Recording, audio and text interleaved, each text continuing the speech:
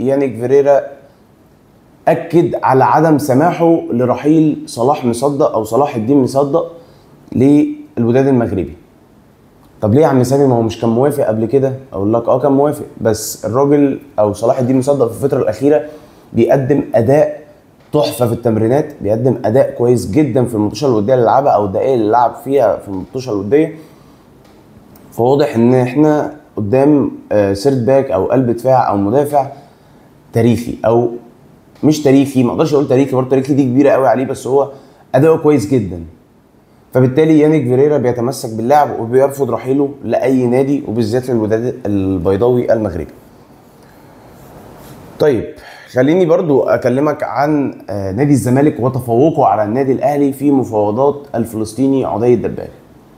هتقول لي ايه ده يا عم سامي، انت اهلاوي وبتقول تفوق نادي الزمالك في المفاوضات مع يا عم